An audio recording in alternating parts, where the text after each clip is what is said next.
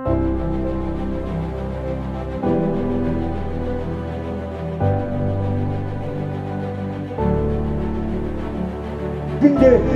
ажилтай ийм загшин алтныг 200 алхмын цаанаас цацаж хордог шүнлийн цавнуудаа дүнийн суугаалгын дүүн санаа хэлбэргүй миний жаахан тайлбар батгсан яваад өгсөн буцаад ирсэн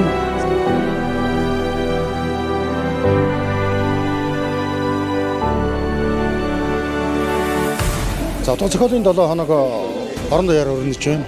21 аймагт соёл урлагийн газар, 21 аймгийн театр шуулгууд, 21 аймагт байгаа Монголын зохиолчдын эвлийн салбар нэгдлүүд өнөөдөр 21 аймагтаа мөн утга зохиолын одоо энэ 7 хоногийг дан утга зохиолоор одоо амьсгалуулж тэмдэглэж байна. За нийслэл Улаанбаатар хот улсын драмын эрдмийн театр, Монголын зохиолчдын эвлэл, Монголын араадаа одоо хамтраад их зохиолч одоо Насаг дөржийн нэрмжит улсын драмын эрдмийн театр гэдэг энэ ариун сүмийн үүдэн дээр өнөөдөр яруу найргийн уншлагыг хийж байна. Энэ яруу найргийн уншлагт бол 3 үеийн төлөөлөл орж байгаагаар нь бол бас жир уншлагуудыг бодвол онцлогтой. Энэ жилийн хувьд бол жүжигийн зохиол бас онцгой ач холбогдол өгсөн. Тийм онцлог байна.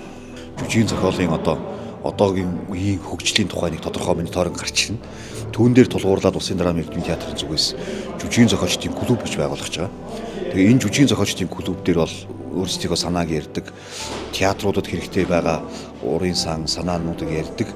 Зөвхөн улсын драмын эрдмийн театр биш, одоо бусад театруудад хэрэгтэй зохиолуудын хэрэгцээг ингээ яриад тэндээс одоо жүжигийн зохиол салбараараа хөгждөг болохыг хүсэж байгаа. Монголын радиод одоо Монголын нэртэй сайхан уран бүтээлч зохиолчд заамн түүгээрээ дамжуулаад одоо Монголын радиог бол одоо зохиолчдын баг хороо гэж бас ярьдаг байсан ийм сайхан уламжлалтай. Тэгээд энэ сайхан арга хэмжээнд бас хамтран оролцож байгаа нь бас нэр төрийн сайхан хэрэг байна.